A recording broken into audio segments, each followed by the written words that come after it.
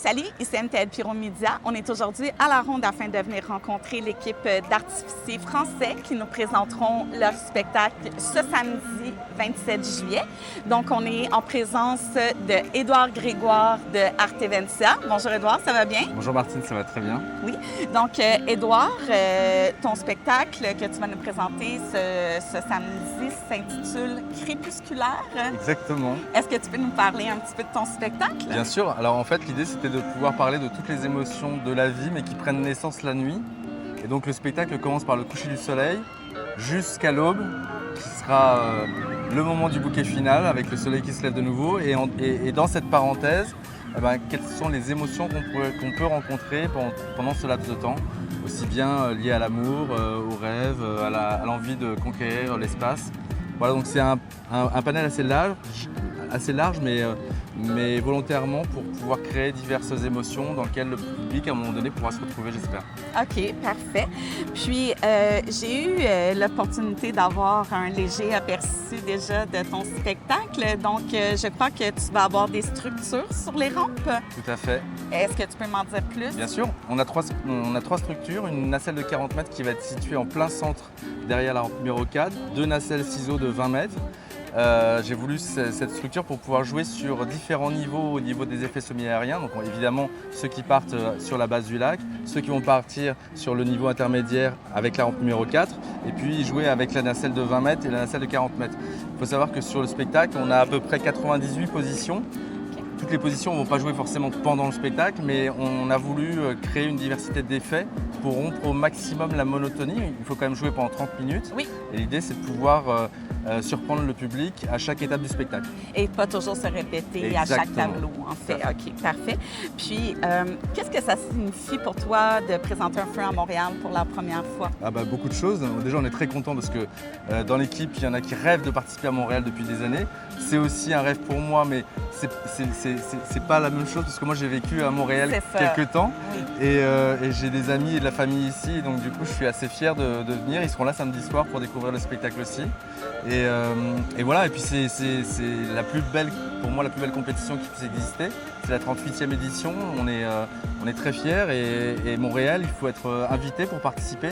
Et c'est une belle reconnaissance aussi de se dire qu'on a été choisi pour représenter la France à Montréal et on est très fiers de ça. Oui, je comprends. C'est vraiment une compétition très prestigieuse. Donc, c'est toujours un honneur de participer à Montréal. Justement, je me demandais le fait que tu connaisses bien Montréal, que tu as déjà habité ici. Est-ce que tu crois que ça t'a aidé dans la conception de ton spectacle? Tu connais un peu les Montréalais et notre culture? Ça serait un peu prétentieux de dire que je connais bien les Montréalais, mais en tout cas, quand je vais à l'international sur un spectacle, j'essaie toujours de m'imprégner un peu de la culture et donc de faire des clins d'œil aussi pour qu'à un moment donné, le public se sente directement concerné par ce qui va se dérouler devant leurs yeux, tout en associant des sonorités qui me sont propres et qui me sont chères. Parce que l'idée, c'est aussi une conception, enfin, c'est très personnel une conception, donc on va vouloir quand même y mettre du cœur et donc exprimer des émotions qui nous concernent directement, tout en essayant d'interpeller le public avec ça. Mais évidemment, oui, j'essaie de faire en sorte que le public montréalais, que je sais exigeant, soit captivé par les musiques choisies et avec quelques clins d'œil. Donc j'espère que ça va les toucher. J'ai d'ailleurs vu dans votre trame sonore, vous avez intégré une chanson des Cowboys fringants, ce qui, je crois, va être un moment quand même assez touchant, étant donné l'amour que le peuple montréalais a pour les Cowboys. Donc je trouve que c'est un joli clin d'œil que vous avez réussi à intégrer. Et puis en plus, le morceau choisi s'intégrait vraiment parfaitement à la thématique et du moins au moment que je voulais dans le spectacle, parce que c'est les étoiles filantes. Oui. Et du coup, c'était pas juste choisir une chanson pour une chanson, mais le propos de la chanson avait vraiment tout son sens dans le spectacle.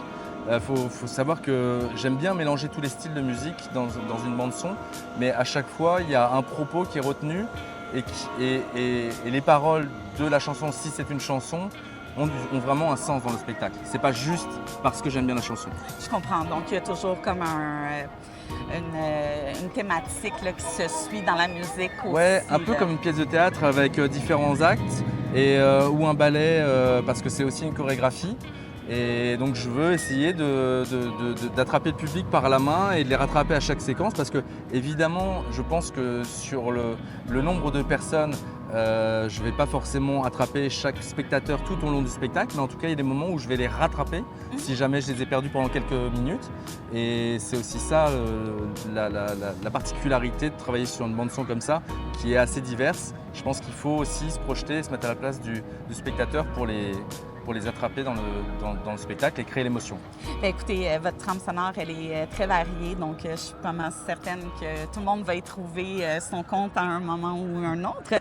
Sinon, vous, dernièrement, vous avez gagné le Festival de Da Nang, vous avez gagné l'art en 2023 à Da Nang, vous avez gagné aussi l'art en 2022 Nake Heist en Belgique. Oui, tout à fait. Donc là, vous êtes ici à Montréal. Sinon, est-ce que vous avez d'autres projets d'envergure qui s'en viennent, qui vous excitent particulièrement?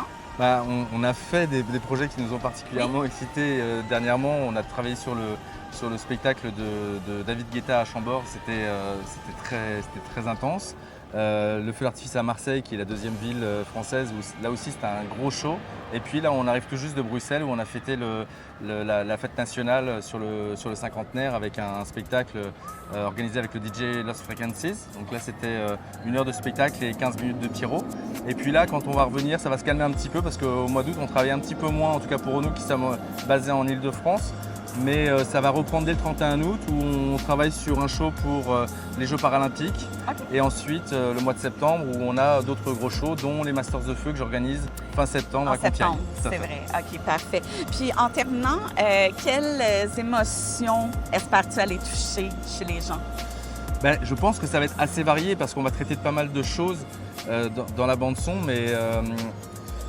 En fait, moi, quand je travaille sur le morceau, j'essaie de travailler sur la couleur propre du morceau et donc d'en tirer son émotion particulière, mais qu'elle soit bonne ou mauvaise, c'est-à-dire dans le sens où elle peut faire monter la nostalgie ou aussi bien essayer de rendre les gens un peu plus heureux ou qui se sentent aussi limite en danger de par l'histoire, pas de par l'effet d'artificialité, évidemment. Mais donc voilà, donc je pense qu'on arrivera à avoir certaines émotions comme ça.